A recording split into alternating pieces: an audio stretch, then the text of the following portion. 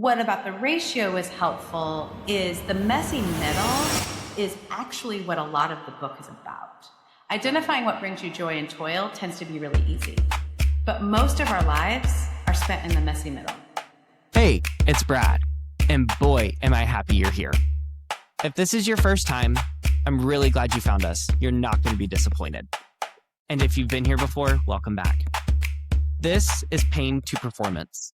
Let's jump into today's conversation.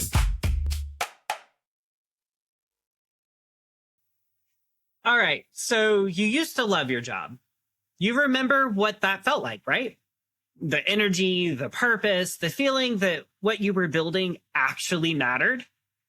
And then somewhere along the way, all of that changed. The meetings got heavier, the people got harder, the conflicts you used to navigate started navigating you.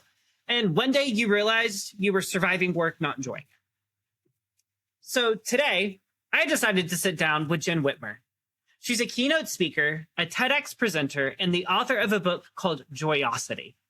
And before you roll your eyes at the word joy, Jenn will be the first person to say this is not about branded cupcakes and telling everyone to smile more. This is about why joy is the reason high-performing teams actually perform. And the story of how she figured that out started in an amazing workplace that somehow just turned into the worst workplace she's ever been in. Stay with me. Jenn, welcome to Pain to Performance. I'm so happy you're here. I am thrilled to be here. Thanks for having me on the show. Thank you so much for reaching out, for being able to actually coordinate this. I know there's been a little bit of back and forth here. We're both really busy people, but I could not be more happy to have you today. I need some joy in my life today, and I'm so excited to have you. Fantastic. So I have to tell you, when I was reading through your work, I expected a whole other leadership book, right? Telling me to be positive and change my mindset and to give me the tools how to do so. But what I found was something just absolutely completely different. So like you came at this from the inside of like a toxic workplace. You didn't study joy from a distance. You lost it. And then you had to figure out how to get it back. So before we get into the framework, I want to go back to the version of you, right? The one that before the stages, the TEDx stages, before the books, before all of those things. So before the keynotes and your podcast that you've created, you were a music teacher. You had 3 kids in quick succession. You stepped away from all of it. And then you came back to a job you loved at a private school. Can you take me back to the version of you? Like, what did work feel like when it was good? Yeah. Well, I should also say my youngest child would want you to know that I had another one in that break. So we have 4 total. Okay, got it. Fine. She was just a little not quite in succession. And so when I started, actually, I had 4 young kids, ages, I'm doing math, 6 to 2. No, that doesn't correct. 8 to 2. And so 3 of them were at that school, and I got to go in every day and make the thing that everybody hates and is scared of, which is assessments and testing and feedback and report cards and conferences, be not only more effective, but actually something they looked forward to. And I worked with amazing people. I felt so lucky every single day. I drove my van full of these kids in boosters and car seats to school, and I dropped them off to go enjoy what they were doing. And I got to influence not only their lives, but their friends, these kids, for the future. And I worked with dedicated, amazing educators who were also looking to do something that was visionary and something that impacted well beyond what we were doing. Because we weren't just like educating kids. We were in a school that was determined to create creative problem solvers that engaged with culture. Like that was our goal, from 3-year-olds to 13-year-olds to 12-year-olds. So we had this amazing mission and vision for what we were doing, and doing it with a place that we felt like we belonged. It was fantastic. Yeah. So that way of working together I mean, I said really specific things, but I can imagine if you're listening to this, you remember a time where you worked hard with other people. You felt like, oh, I'm a part of this, that you felt lucky to get to do it. Like, oh my gosh, I can't believe this is part of what I do. And you saw the impact on other people. And that's what a joyful workplace feels like. And as you're saying this, Jen, I'm looking back on some of the work that I've done. I worked in corporate IT for years, and there were definitely those jobs and positions that I look back on and I was like, man, I had a really great team. We worked well together. We all got along, which was the biggest thing. And we all had that common goal of actually trying to reach the final destination of whatever the end of that project may be. And you brought something up that I really think is important here, is that if we don't have joy in what it is that we do, then there's really no point in doing it. And I think you kind of talk about that, but I want to save that for a minute, right? So yeah. But you were in this job that you just loved, and you really aspired with the vision and the mission that was there with everything, and you still speak about it passionately. So it definitely sounds like it's something that you still love. But it sounds like all of that changed, right? The workplace kind of turned toxic. Your job was eliminated. You stayed but in a different role. And then eventually you had to quit to preserve yourself. And I think everybody can relate to that, right? So can you walk me through what that toxicity actually looked like day to day? Maybe not like the headline version exactly, but the version your family saw when you came home at night. Yeah. I mean, it's a great way to phrase it, because that is the reality of how it impacts us. Sometimes we think, oh my gosh, it's because it's all me, or we think, well, it's not impacting my performance yet, or those types of things. But I had a knee injury that wouldn't go away, that was totally unexplained. I would sit down and, snuggle in with my kids to read at night, and they would be like, Mom, you're not paying. Like, I would just be reading. And normally you've been on this podcast for a hot second. You know that I do voices. I get into things, and I was that type of reader. And they'd be like, Mom, that's like, they could see my distraction.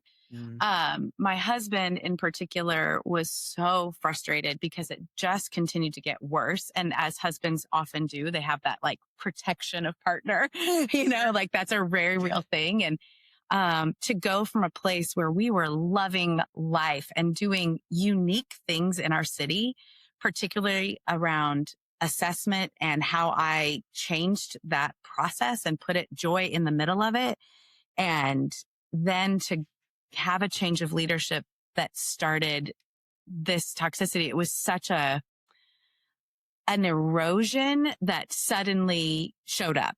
And I think that's what we don't always realize, that, I mean, there's the myth, of the frog in the boiling pot that isn't really true, but it's a great image.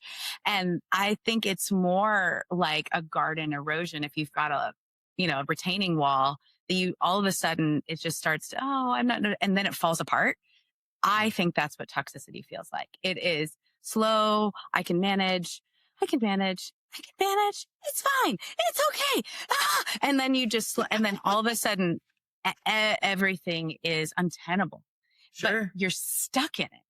Yeah. And I think that is the feeling that I had. And I had a colleague, we were in my office, and we had these like bungee chairs, and she pulled up my other colleagues and she sat down and she's like, Jen, this is toxic. And we have to say it. And I was like, I don't want it. I don't want to call it that. I don't want to be that person in that place. Sure. And it was so hard to just name it.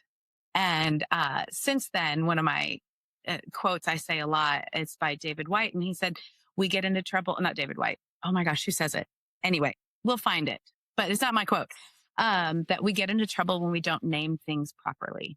And so being able to actually call it what it is, even though I didn't want to be that person in that place, was the beginning of being able to recognize it, see the damage, because I couldn't see the damage that I'm telling you now. When I was in it, you're just in it. Like, I don't know. It's just like, oh, my knee hurts and my kids are, like my husband, but then once I named it, it was the beginning of the process of getting out and healing, and then trying to figure out, because I'm me, why did this happen? Like what was the process of that? Yeah. But the naming of it was so important. And that's, I think I've been there too. And I get not wanting to be that person. I get not wanting to name that. It makes complete sense to me. So there was a moment that you decided to leave. I look back on mine and I said, it wasn't exactly the moment I decided to name it. It was the moment that I made the decision to step away from it. So when did you make that decision? Or did that realization sit with you for a while before you could actually act on it? Yes, it did. And it was, so our family situation at the time was quite the difficult season at the Whitmer household. My husband had lost his job. And then while this was all going on, and my position was eliminated. And then I got rehired for this super weird position because, again, toxic. In the same meeting, all the HR professionals just lost their mind. And so that was in the summer. And so I spent the summer trying to figure out what this new position is. The leader had made some promises that he was going to do, and I had decided to go back to school because, as an educator, one of the defaults that we grab for is, well, I need more knowledge. Let's get more education. So a third master's will solve all of my issues. Sure. Yeah. And, whatever that is for you, whatever your default is, you'll grab for that when you're in the middle of that situation. So I grabbed for that. And so I was studying and I was learning, and in a surprise to no one, our leader did not keep his end of the bargain and promises. But my husband still did. Right. But my husband still had a job. So I was what I made, which was a pittance, as the state of educational salaries are in the United States. It was all that we had. And so I felt this, I couldn't quit. I had to just keep going as best I could in that moment while I'm trying to heal after we had named it. So naming it, the firing, all that was like a summer situation. And then continuing to move forward. And then as things started to change, my husband did end up getting a job, but I was still stuck in this deep sense of loyalty. And so I had to then start to decide, am I lighting myself on fire to keep other people warm? Is it doing anything good if I stay? Is it something that if I leave, does it open up the possibility of change for here? Sure. Does that even matter if I am losing myself? Point. All of these things were what I was thinking about. And then there was an incident at a party in January where I found out some information that I was like, no, I can't stay here anymore. Even my integrity cannot make this happen. I get it. And let alone my own health and sacrificing all of my well-being. And so I decided to leave and make the leap. And I didn't know what was going to happen, but I felt free. There's nothing like taking that 500-pound backpack off your shoulders for a second. You know what I mean? I get that entirely because I've been there. Yeah. I mean, it was terrifying. I had no idea what was going to happen. But that year, so I do joke a lot about I just want my life to be a musical. And that year was the year the movie of The Greatest Showman came out. So, and I remember singing at the top of my lungs in my van, driving around St. Louis because I had to go somewhere after I said, I'm resigning. Here's what I'm doing. After that meeting, I walked out and it was just like singing at the top of my lungs this is me. Like, this is me. I'm not going to I have such a bad voice right now. I'm not going to sing it. So great. But Jen, singing I did it. the same thing. The same exact thing. I get it. Yeah. That's and you're so like, great. you know what? You can try to keep me down. I am not going to let the shame sink in. All of that. So Keela Settle, you and me together someday, we'll be together. You know, like next stage you're on, bring me on. We'll do it. We'll do it. You know, hopefully I will not have lost my voice 4 days before, which is what we're dealing with today. But, and that sense of freedom, terrifying. I don't know what's going to happen, but trusting that my internal compass was enough to help us move forward. Sure. Sometimes I don't like this part of the story because it almost pretends like it's a guarantee, and it's not a guarantee. But Sure. I decided I was going to quit. I did that, resigned on a Tuesday, and I got an offer for a consulting gig at 4 times what I was making the Friday. Wow. And I was pursuing something, but I was like, I got to do this whether or not this thing comes through or not. Of course. And, this was too much. So that internal following the alignment of joy for me, I do believe that produces good things. Now, we might have to wait longer than 4 days. Sure. Of course. But I do think it comes back to you in the end in a far better way. You know, I know every single person listening right now can relate to everything that you've just said, because I can, and I'm only 30, right? And for me to be able to relate to that, I feel like anybody else can, especially in this current economy, right? Oh, for sure. We've all been through this. And it doesn't get any easier, Jen. I do like to joke, joy in this economy. Yeah. Yes. In this socioeconomic environment. It's possible. Yes. It is the thing that saves us. You got to find what lights you up. Right. And I think that's that there's this part that you talked about in your book where you said that there was a moment that you were sitting down playing kitchen with your youngest. And you were sitting on the floor pretending to cook a plastic tomato. I love just how descriptive you were with a lot of this. And you thought, where did the joy of playing jobs go? Like, when did all of this become soul crushing and just really heavy and too hard to handle? And I think that's what you're talking about earlier of, I can do this.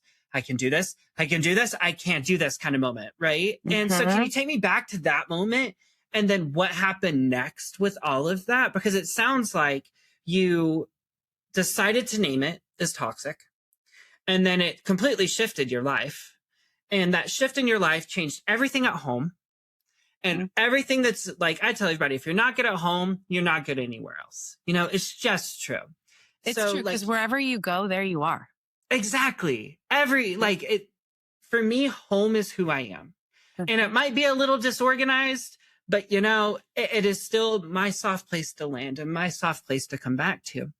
So again, like you were just having that rough time at home. It made everything else harder everywhere else. You were working on an income that was pretty much unlivable. You go, Jen. I know how difficult that is. And then you decided to make that leap. And then somehow you were given this gift from, I use the word universe because it's all encompassing, you guys. The universe decided to bestow upon you this consulting gig that somehow landed in your lap like this. So everything just went really, really, really far for you so quickly. So the moment that you decided to make that change, you said, I have to do this. I have to stop with the toxic mess. What was happening inside your body in those moments?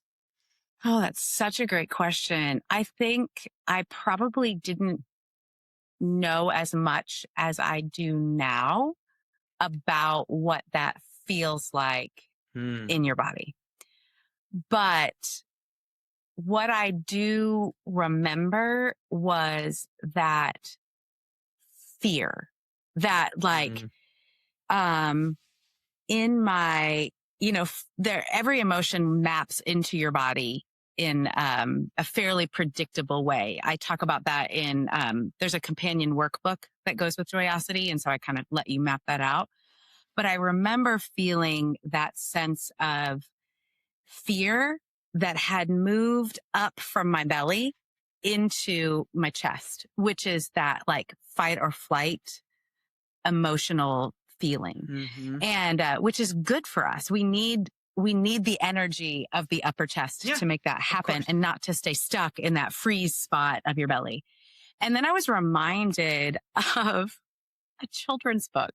Because back to me reading all the books. There's this little book. It's about a little boy who wants to jump off of the high dive. And he goes up to the high dive. And if you ever remember climbing up a high dive, you're like, oh crap, this thing is tall, compared to your little like 3-foot body. Yeah. And his dad talks to him and it's like, well, where do you feel it? And he's like, oh, I feel it here. And it's like, I'm so scared and I can't do it. He's like, what do you feel when you're so excited you're going to go to a party?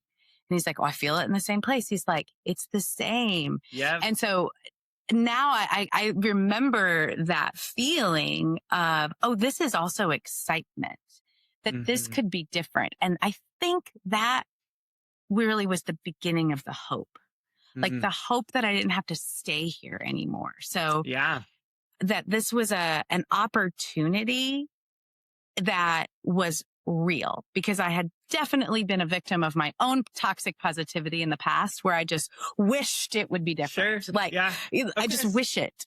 There's no evidence, but if I reframe this, it's going to be great. Exactly. Yeah. But that idea of like, okay, I've taken this step. There's a hope that this can be different if I change something. But if I just stay here, that's just wishing something's going to be different, and that's not real. So I think that's what was happening more in my body, and like recognizing hanging out on this high dive, it can be fear and excitement. They're not mutually exclusive. Sure. But I can hope now when I view it in a different way.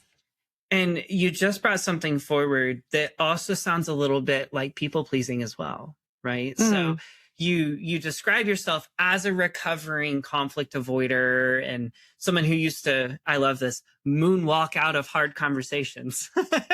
And so when did you ultimately stop that moonwalking? Was it the moment that you decided to make this choice of I'm done? When did this happen? I don't think so. I mean, it all happened in a similar way, because I don't go into all of this in the book, but we had a consultant come in to help us with the conflict. For those listening, I'm making air quotes, the conflict that we were having. And so we had this extensive training in conflict resolution. And I think that was the first time I realized that I avoided conflict, because I was fine if somebody said something to me and we had a back and forth, but I didn't really emotionally engage in it. I was kind of like, oh, it's fine, no big deal. And I would like, I'm just leaving, move on, which wasn't actually dealing with it. So I wouldn't like get myself all worked up about conflict. Some people think conflict avoider, like, oh my gosh, what are they going to say? What are they going to do? That wasn't my form of conflict avoidance. Mine was like, hey, see you later. It's just like, whatever. That's what you think. Like it wasn't a healthy way to approach that. But in all of this conflict training, starting to learn different ways to manage conflict and how to move through it, and getting some certifications in conflict. And looking back, I really realized that the pain of broken relationships is far greater than the pain of conflict. And when we avoid conflict, we manufacture fake peace. When we avoid conflict, we manufacture fake peace, which is just an unstable place. It's fake. It's so performative. It's so exhausting to stay manufacturing the fake peace. Even my leaving, my moonwalking out of the conflict was still fake because it still existed. It didn't matter that I left the room. The second I walked back in, it was going to still be there.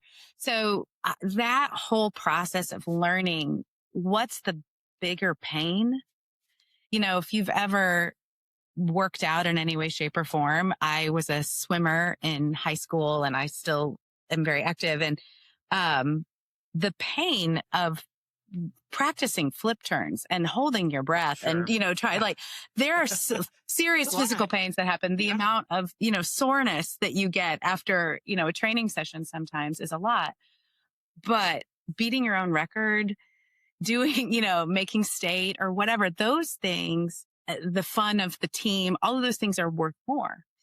And so when it came to conflict, that pain of getting through the pain of facing conflict was not nearly as damaging as the pain of the broken relationships, the lost jobs, the difficulties and the wasted time. I mean, I've since studied and now know that we waste about almost 3 hours a week doing all that performative fake peace stuff. 3 hours a week just avoiding or mismanaging conflict. I mean, if you do the math on that, it's almost of a work week. It's nearly 3.5 weeks. I mean, I could do a lot with 3.5 more weeks of work. Same. Or Absolutely. take vacation, like whatever. Yeah, better. Yeah. Even better. So that is where my mindset started to shift, along with being equipped on the tools of how to work through conflict. Because the fake peace is a horrible place to live. And I've never heard it called that before, but you're 100% right, because it is fake peace. All of it's fake. Let's be very honest. And this is the one thing that I will say about corporate culture in general.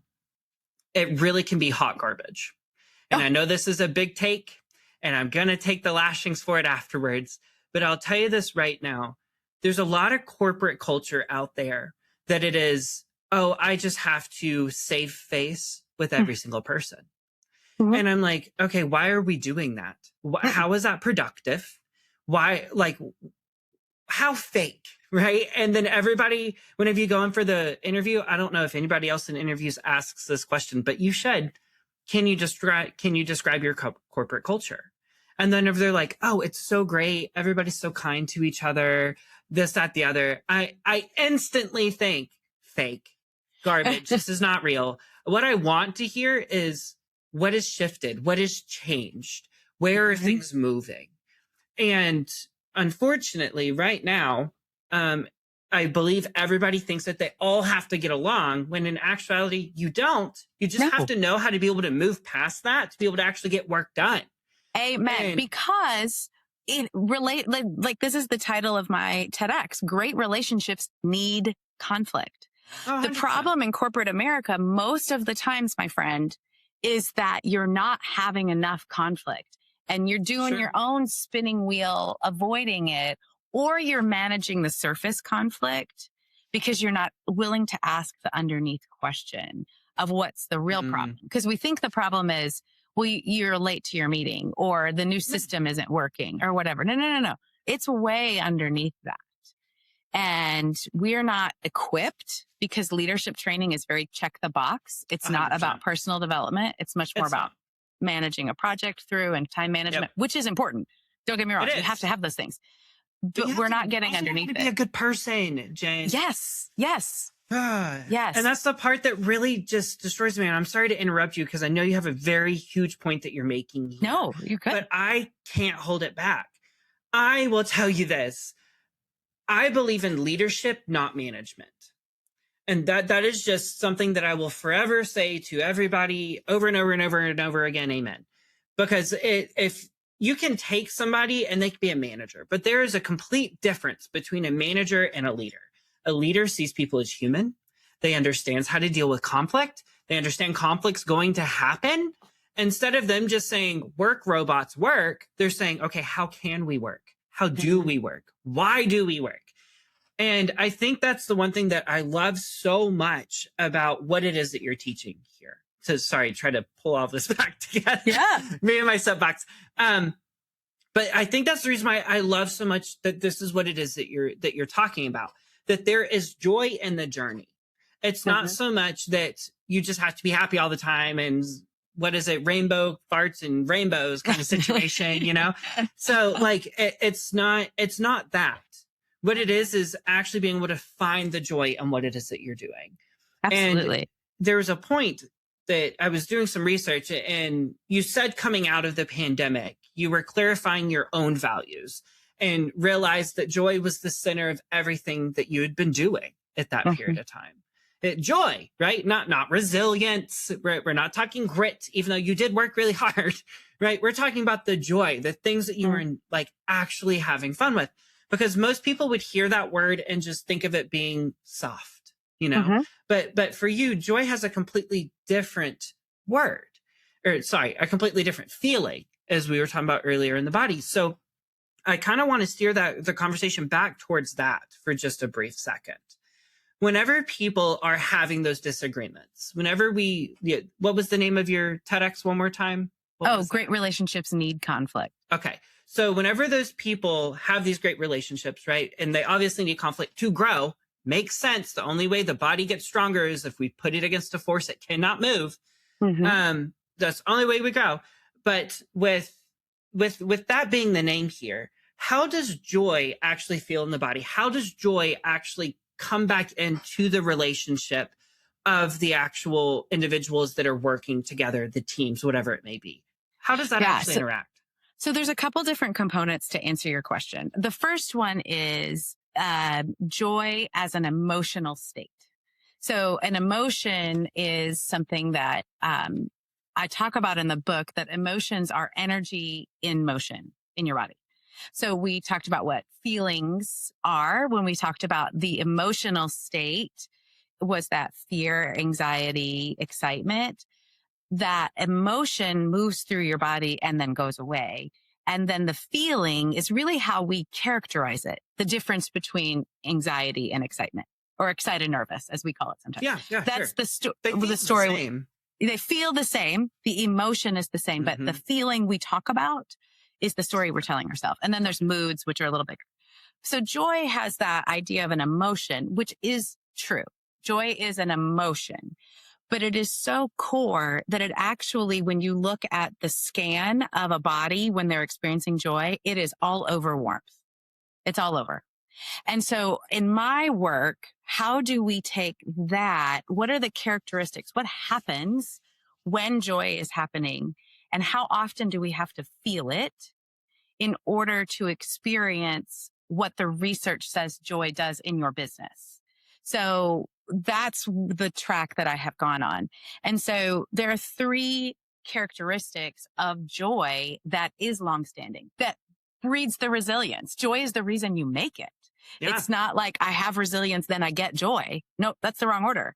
It is I have joy and I can be then resilient. Yeah. And so the 3 markers of joy, green flags, whatever you'd like to call them. One is that you feel lucky or fortunate or grateful. Like, oh my gosh, I can't believe I get to do this. When I am on a stage, even when I was a teacher, and I got to speak in front of the school, when I was an administrator, and I got to talk about statistics and people in the audience were laughing, or now when I stand on a keynote stage, when I was at South by Southwest a couple weeks ago, getting to speak, I'm like, I can't believe I get to do this. Yeah. This is my job. You don't even have to pay me. I mean, I'm going to make you pay me, but I love it so much. I totally get it. Yeah. It's the best. That's one marker, that part of your job. Now, not all day, every day, but that part of your job that makes you feel that. The second thing is a sense of belonging. Like what I'm doing is a part of something that connects me with other people. And I feel like I'm a part of the team. Leadership is always and forever a team sport. And you have to do the work yourself to be a part of the team. And so that team sport, that sense of belonging, when I do this part of my job, I feel like I belong. I'm a part of something. And then the third marker is what you do impacts other people. And it has to do with purpose. And so Jade Simmons is a fellow keynote speaker. She's phenomenal. She's also a concert pianist. She's unbelievable. Anyway, Jade talks about purpose as purpose isn't what you do. It's what happens in other people when you do what you do. Oh, that is so good. Isn't it so good? I mean, Jade's amazing, so I can't even fix it. I mean, I'm not going to make it any better than that. And so that idea that what you're doing impacts more than you, it lasts longer, it makes other people better. That's a key moment of joy, because you can be lucky. I mean, I go to Disney all day, every day. Like a Disneyland trip, we have it planned. It's November 7th. Like we're going to, like, I love it. It's so much fun. And it does bring me joy. And it is not the sustainable, thing, because what I'm doing isn't necessarily impacting more than just me. I do have a sense of belonging when I'm there. I do feel very lucky when I'm there. Sure. But that purpose piece is what brings it into the business mode of our work and how we work well together. Excuse me. And so those three things start to, when you start to think about your work in that direction, that is how we bring it into the workplace and what we're doing there. And then because we can't feel that all day, every day, I mean, somebody's got to do an expense report. Yeah. Somebody has got to stand up in front of people. Now, it's my favorite thing. Might not be your favorite thing. Oh, no, I love it. Some people, I joke all the time, I have my mom's nightmare. My dream job is my mom's nightmare. And so what are we doing with that? Well, in the research, I have discovered that those three things, those three markers of joy, if you are doing that work 35% of the time, 35% of the time, you are doing work that is joyful, that brings you joy, that has those three markers. And 10% of the time is toil. So I call it the magic third of joy and toil's tiny 10. So if you can keep toil down to 10, which is work that's meaningless, it is boring, you don't know why you're doing it, maybe you're ill-equipped to do it, like you don't have the skill set to do that work. I am the person that has to look up every single time how to make a drop-down menu in an Excel spreadsheet. Like I have it saved because I have to do it too much. I hate it. Sure. I know it's there, but it's not automatic. It's not a skill set. It's not in my zone of genius, friends. It's barely in my zone of competency. And so that type of work that stretches you beyond your skill set, that is also not something you want to even learn how to do. I don't care about Facebook ads. When I do a Facebook ad, I pay somebody to do it because I don't want to learn. I can't. It's so complicated. It's not something I do. I'd figure that out. So keeping that type of work into the 10% and joy at 35 is what I call the joy ratio. And when we do that, when we keep those measurements around there, what happens is that you're 25% more, your team performance goes up 25%. You are 30% more productive. When you are in that ratio, 30% more productive, I think we're gaining back that whole 3 hours a week that we lost, kind of thing. Yeah. And when you work on the team in that way, what happens is that your team starts to help each other. They are 3.5 times more likely to help somebody else, which means you save on tech tickets. You save on things in the HR department. You start to fix things quickly because you're not waiting on the only person who knows how to do it. Like everybody is more collaborative. All these things that we talk about that we want at work, engagement, retention, collaboration, innovation, creativity, all come from staying in the joy ratio. Those are lagging indicators of staying in the joy ratio. And that is when we talk about that feeling in our body. It's so amazing, but we can't stay there 100% of the time. Sure. Like physically, we couldn't do it. Yeah. And so that's why the joy ratio matters so much. It's like, it can be more than 35, but if you've got toil's tiny 10, it starts hitting at 12, 15, 20, it doesn't actually work. You got to balance them out together.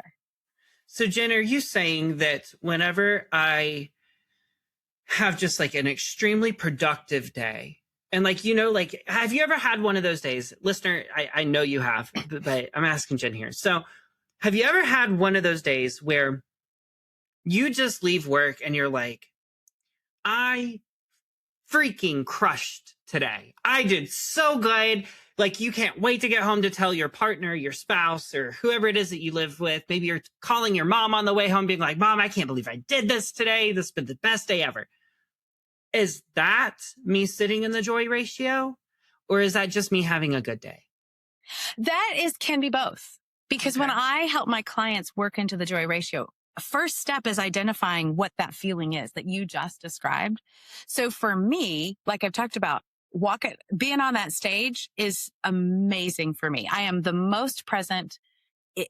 I can't do two things at once. I am in it. I am loving it. And then there's a little bit of the afterglow, like, oh my gosh, here we are, that kind of emotional feeling.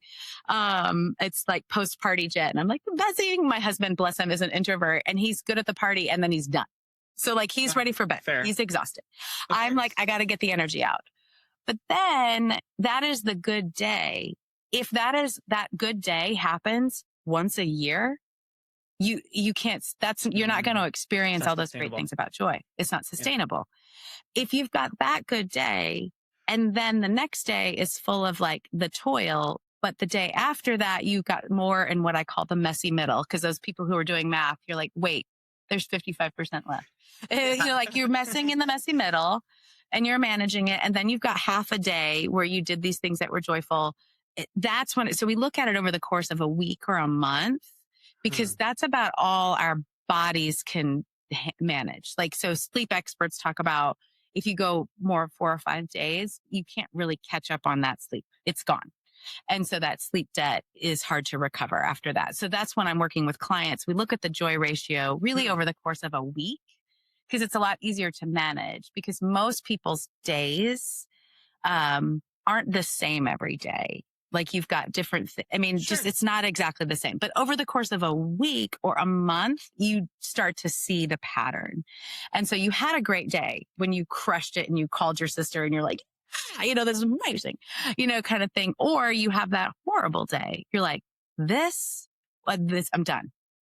Like, I can't even talk to you. I'm just going to cry on the phone with you. Like those days happen. I've been there. And yeah, you've been there, and so when I am helping clients, we have to identify first what those feelings are and what are the activities that led to those feelings, because feelings are data that we need to pay attention to.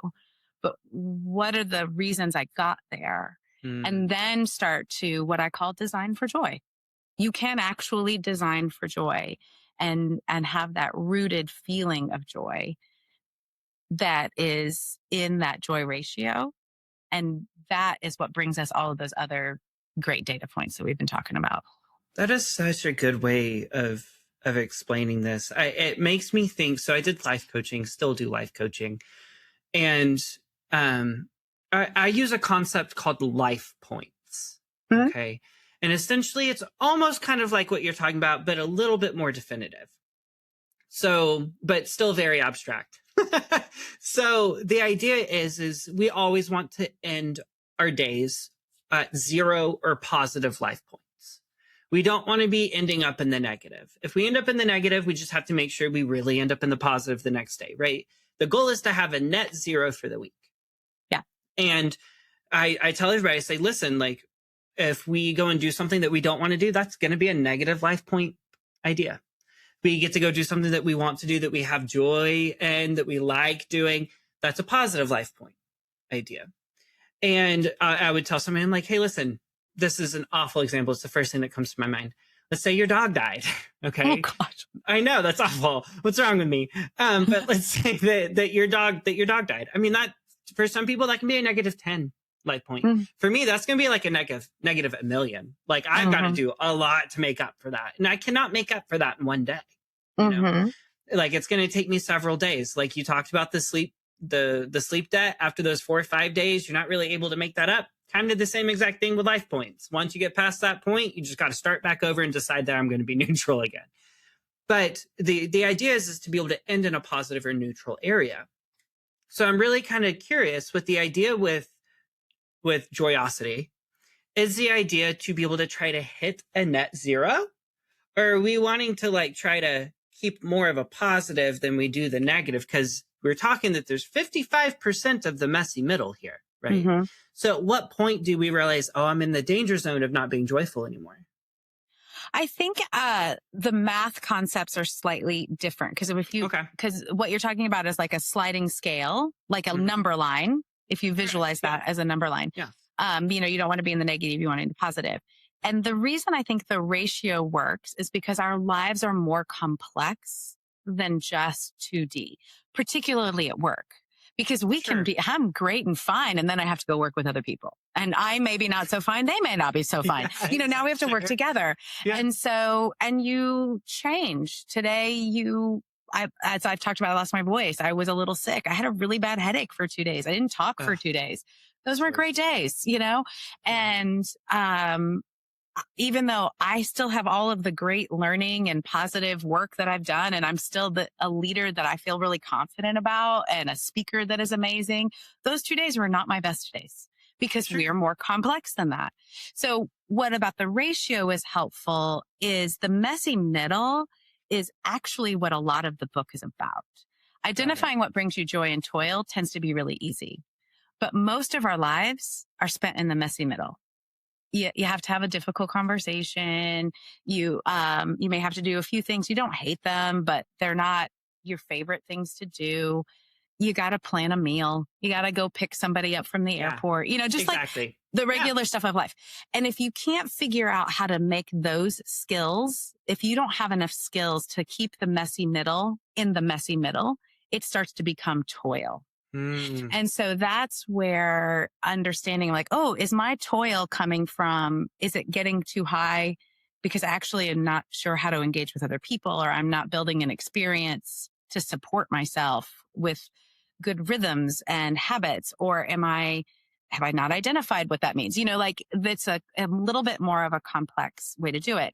So the ratio can shift a lot, but the minimums are keeping toil at toil's tiny 10 or less.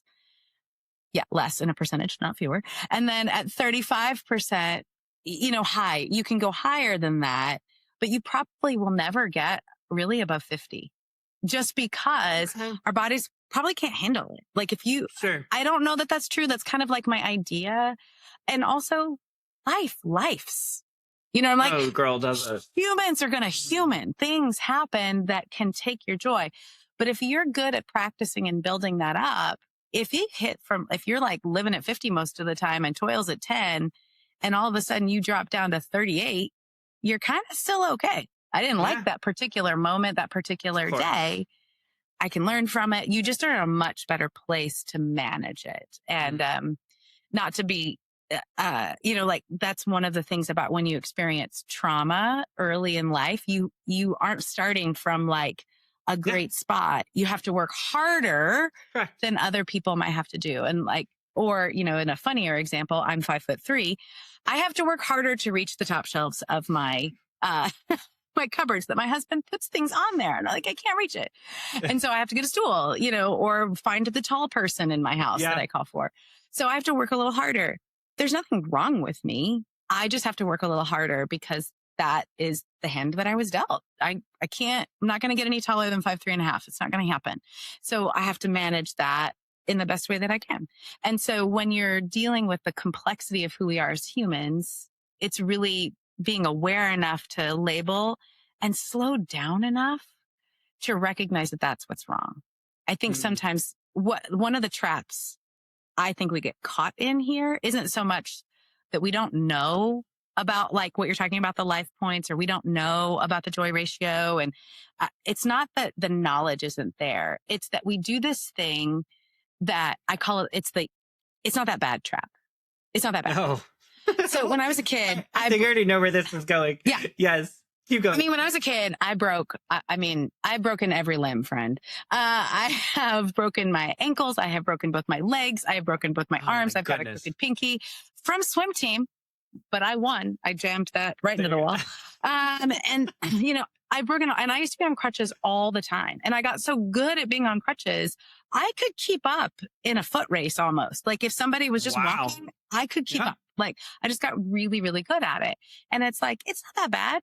I'm still functioning. Sure. But we're carrying around all of these broken things that we don't look at and go, is that really the way I want to live? Mm-hmm. Now, if you have a disability, of course, if we're talking about in the physical world, yes, this is the land that you've been dealt, and we want to make it accessible for those people. So hear the analogy. I hear you.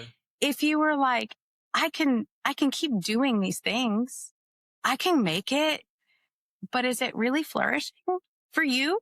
For the hand that you've been dealt? Is it flourishing? It's not that bad. It's not that bad. And we have normalized so much toxicity, and we've normalized exhaustion. We have normalized, of course, you're going to work more than 40 hours a week. We've normalized, of course, you're going to check your email at 9 p.m. Of course, you're going to wake up and the first thing you do is look and see what, like grab your phone. Like we've normalized these things and said, well, it's not that bad. Look what I can do. And so that I think is almost the bigger issue, that we don't pause to go, is it? Maybe it is that. Hmm. Can I do something to change this? Mm-hmm. That is the thing I think that's even bigger than the knowledge of the joy ratio or whatever framework we're going to use, is pausing to see, am I actually even doing that? Hmm. Ah, that is so good, because this reminds me of a conversation I had with one of my friends, and I don't know if he'd like me to use his name, so I won't, but we'll just call him I don't know. We'll call him George. Bear. Bear. I like Bear. I like it. So I was actually sitting in a sauna one day with Bear, and we just got to kind of talking about life. And he brought up the fact, he's like, man, I'm in this job that I really just don't like. He's like, my boss really isn't that great. He's like, he's like, I feel like I could be doing more, and I want to do more, but I feel like I'm held back. And he said, I have this feeling of wanting to do more, but also hate hustle culture. He's like, I hate this whole hustle culture. And I said, brother, let me tell you how much I agree with that statement. I said, because it takes away the human aspect of work. And I think that's where a lot of people are forgetting at this point, is we are freaking humans. We are not robots. We are not built to compute all day long. We need to get up. We are basically a complex houseplant. We need sunlight. We need water, right? We need energy. We need, and then add emotions. Things. Exactly. Well, now at this point, it's even something way harder, right? Yeah. So, and then throw work on top of it. And then now this hustle culture of what it is that you just talked about, of let's normalize waking up at 7 o'clock in the morning. The first thing I do is grab my phone to check and see what emails I missed from work, right? I get, and I understand why that might seem important. But Jenn, is that pulling away from our joy? Is that pulling away from that joy ratio? And is that turning it into toil? Or is that putting us somewhere in that in-between stage whenever we start really engaging in that hustle culture? I think that hustle culture is different than I want to work at this because I have chosen to. And so I think hustle culture is an extension of one of the problems that I think businesses have, is that we put profit and productivity in the center of what we do rather than purpose and people. Yeah. And all of the research shows that when you put purpose and people in the center of what you do, you outperform your culture, your profits, you outperform the people who put profit in the center over and over and over again. We have 25 years of data on that, and we have 50 years of how people work together data. And so I think that when hustle culture is just this, you are a product and you aren't worth it unless you produce. That is a problem in our culture. And the point of a business, one of the things I think people say, yeah, but at the end of the day, we're here to make money. Like, I got to make money. I got to feed my family. And they're absolutely wrong, but that's not the center of what we do, because we have figured out throughout millennia how to work together and feed our families without putting profit in the center. Sure. And so I think the point of a business is actually to solve a problem for people. And if we solve a problem for people, you know what they do? They will pay you. And if you do it well, they will pay you more. Yeah. And so we have all this data that proves that to be true, but our cultural messages are so ingrained. And there are some people who continually perpetuate those messages of, you are supposed to do it alone. You are supposed to pull yourself up by your own bootstraps. You are, your worth comes from your productivity. We have systematized it into the way we think about people as business units. And we, even like the concept of FTE, like you're a 0.5 FTE or 0.78 FTE. What does that even mean? Yeah. So, all of that, while we kind of know that we're supposed to talk about people, so it sort of works its way in, but those old messages, I think we have to name them. Back to, we get into trouble and we don't name it. Yep. We have to name it. And then, what do we do about it? Because I think the fear is, but if I don't do it, and I make horrible decisions when I live in fear like that. And I don't treat Of course, myself well. we all I do. don't solve problems well when I'm existing in that state of fear. And so that is what's pulling from our joy, because fear serves a purpose, but over time becomes toil. And that is why it doesn't work as a business, a way of doing work. And I mean, I know the subtitle of my book says in work and life, but I make a really big point at the beginning that's like, listen, you have one whole continuous life. My thrust is to help you at work. But every single time I do this with clients, I've got this one client right now that's a leadership team for a business, and we are meeting a couple times a month. And every time that we're talking, like, their communication is improving at work. They're like, oh my gosh, this is working, because this is the leadership team, and their next level managers are starting to experience some of their better leadership. They have had different client interactions, so it's working. But every single time that we start talking about that, the next sentence is, you know what? But then I was talking to my wife, or I was talking to my teenage son. It is always something great. bigger than that. Always, Yeah. because you're a whole person. And so the hustle culture starts to influence the way we deal with our home people as well. So true. And so, So true. that's the thing that I think it's great that if you want to have, I even hate to call it a side hustle, you know, something over here because you need or want to make more money Fulfillment. on the You side. just need the fulfillment though, too, you know? Totally. Like, Yeah, that's totally fine. But the idea of like, if I don't produce enough, I'm not worth it. That's what's underneath that concept. That is the thing I am trying to push against. man, I think you just called me out personally, Jen, and I'm not going to be upset about it. Okay, good. Because it was needed. Because honestly, I'll tell you, like with my business, I'm in the process of starting like 3 or 4 other businesses right now. Oh, bless. That's a lot. It's way too much. Honestly, I don't know where I thought I could do this. But anyways, I just basically threw spaghetti at a wall, and I'm like, wow, it all stuck. Yeah. So now I'm like, okay, well, what do I do with this?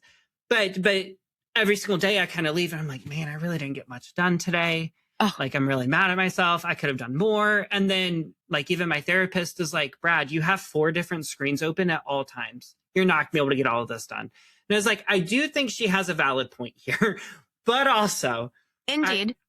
I do also think that I am still ingrained in that hustle culture of the more I produce, the more I get done, the more worth that I have. Yeah. And I think that's something that really people need to watch for. And Jen, I know that we just talked about a lot of things here, but I want to try to give our listeners something today to be able to try to work with, right? So we always try to throw something out there that people can do daily, right? So let's say someone's listening to this right now. They might be a leader. They're probably burned out. They used to love their job and now they're just surviving in it, right? They just heard everything that we just said. What's the first thing they should do? I'm not looking for like the whole compass, right? Sure. In general, or maybe not the whole book of everything that you wrote. What I'm looking for is what can they do like immediately right now, tonight? Yeah. This is a 5 to 10 minute task. So 5 to 10 minutes and get out a piece of paper. Don't do it on your screen because you're going to get distracted by the Slack notification, the Teams meeting that pops up. Don't do it. Get a piece of paper. I adore Post-it notes. I have a whole drawer. It doesn't have to be big. It doesn't have to be fancy. Don't make the excuses. Grab a piece of paper. And you're going to make 2 columns. And these are what I call the first 2 stops of the Joyosity Explorer map, because we have to start by exploring yourself. And so the Joyosity Explorer map starts with 1, making a brainstormed list of all the things that bring you joy. So we talked about those markers of joy, the things that you feel lucky, favored, or fortunate you get to do, the things that give you a sense of belonging, the things that you feel like impact other people and other people's purpose, and your purpose positively impacts other people. It could be, do not edit yourself. I can't stress that enough. Well, that's dumb. No, it doesn't matter. If it brings you joy, if it hits one of those things, write it down. If you love plants, I have Figaro over here. Oh, you can't quite see him. Like if you love plants, I am learning. Or if you like, I joke about my third child, Sabrina Joy. That girl loves a spreadsheet. It's color coded. She knows all the things. I mean, like who knew a 20-year-old, all of her spreadsheets, she could sell the templates. She loves them. Like she needs the mug that says this calls for a spreadsheet. She loves them so much. It is her favorite. Like she just loves them among other things. And, write it down, the things at your work, write down the things at home, the things outside of your home in your community. I love a kid's junior high singing choral concert is like one of my favorite things. And most people are like, oh my gosh, like they're going to die. I don't care. I love it. Write it down. And then in the other column, also people that make you feel that way. So tasks that you do, people that make you feel that way. And then on the other side is your toil. So you're going to write down your joy and you're going to write down your toil, things that are draining to you. You don't feel energized afterwards. You don't have the afterglow. Like you're done. You're like, finally. There isn't a sense of excited relief. There's a sense of thank goodness. Shut the door on that. I'm done. Like finally, there's a sense of relief, but not excitement. Okay. What are the things you don't feel skilled at doing? Like, and that you still have to do? What are the things that are like, why does this even matter? Like what that is meaningless in the work that you do. Write it all down. Again, don't censor yourself because that same spreadsheet that Sabrina Joy loves is not the thing that Jenn Whitmer loves. Okay. So like, fair. Yeah. Write it down. Everybody's joy is different. And again, don't edit yourself. And you can't, because again, we get into trouble when we don't name things properly. So the first thing you've got to do is what are the things that actually bring me joy? And sometimes that's hard. And so do it for 5 to 10 minutes, but then keep that piece of paper around and start to notice over the course of a week. Oh, right. I thought of this. Because when you start looking with that lens, you're going to start to notice things. Okay. If you want bonus points, you can even put a messy middle category, but it's kind of like the rest of the catch-all. But just start to notice those things. And there are 3 other steps on the Joyosity Explorer map. And if you want the rest of those, you can go to jennwhitmer.com/Joyosity, jennwhitmer.com/explorer-map, explorer-map.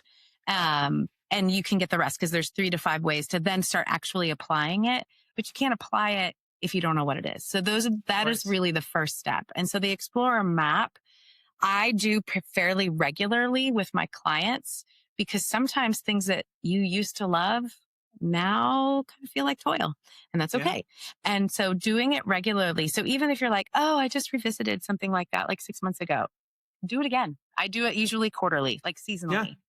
Is a really important thing to do. So then you can start to apply it and then figure out what goes in the joy ratio. What do I need to manage in the messy middle? And what changes then is that instead of feeling like the day is starting, like deep sigh in the parking lot and you're over functioning and just like getting an Oscar for I'm fine, you stop treating the symptoms of those things and you start addressing some of the causes and you start to understand why you're reacting. You start responding to things.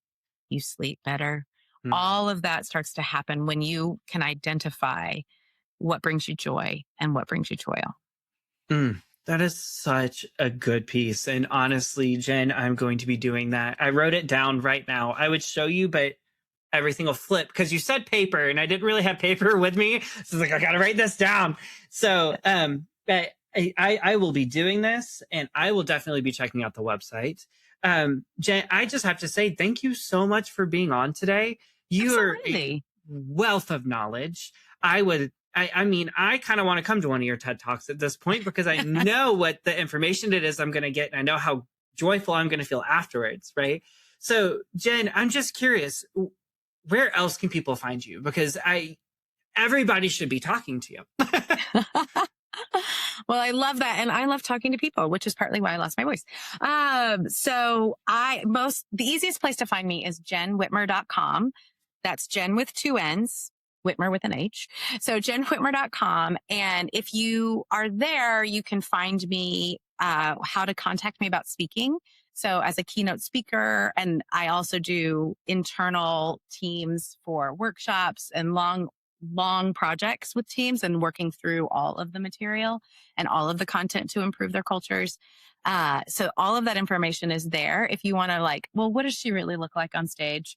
There's some clips. So you could go to speaking and you can see and see what that looks like. And so everything is there. And if you want to follow me on Instagram and LinkedIn, that's where I play the most. All of that is there too. And I always call LinkedIn business up front and Instagram is party in the back, where you'll see me with like workout gear and frownies on. And the thing I also am starting right now is I'm developing a new program for experienced leaders who are in this place, kind of what we were talking about. They're good at their jobs, but exhausted by all of it and just really ready to lead in a way that doesn't cost you your performance or the rest of your life. And that is what I am working on right now. It is almost ready.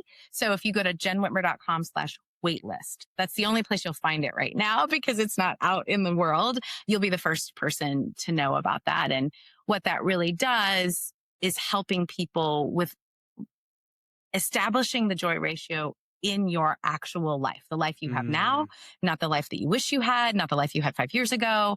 And so you wake up really knowing what your day holds. You're not bracing for it. You're not checking your email with one eye open and running the mental tally of the day. You're not falling into the assumption spin cycle of what are they going to think all the time. And it's really, instead of absorbing everybody else's urgency, you know how to lead forward in a way that is yours. And it starts to really work for you. And that kind of value is what I'm trying to help individual leaders do. So that is the next thing that's on the agenda.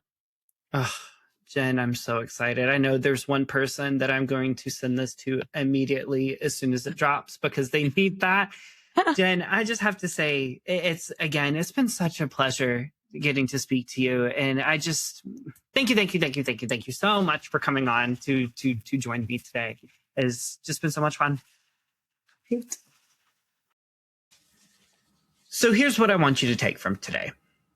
Jenn had a job that she loved, and then the workplace turned completely toxic. And she said something in our conversation that I've not been able to shake. She said, when you avoid conflict, you manufacture fake peace. And fake peace is exhausting to maintain. She also said something that flipped the order of everything that I thought I knew. Joy is not the reward for making it through the hard part. Joy is the reason you make it through it all. So tonight, grab a piece of paper, not your phone, paper. Write 2 columns, joy and toil. Write down what fills you up and what drains you. Don't edit yourself. That's the first step of her Joyosity Explorer map, and it takes 5 minutes. If this episode made you feel something, subscribe so you don't miss what's coming next. And send it to the person in your life who's manufacturing fake peace right now. They need to hear this. This is Pain to Performance. I'll see you soon. Before we take off, one quick housekeeping thing. This podcast is for education and conversation only. I'm in no way a licensed therapist, doctor, wizard, and this show is not a substitute for care from a qualified professional. If something today made you think of someone you know, go ahead and do them a favor and send this episode their way. Pain is rarely a solo experience, and a good conversation is better shared. And if you're enjoying the show, make it official. Follow, subscribe, leave a review. It helps more than you realize and keeps this conversation going. Remember, the hardest part of Pain to Performance is learning how to listen. Now, I'll be here, same place, next play, and I can't wait to welcome you in.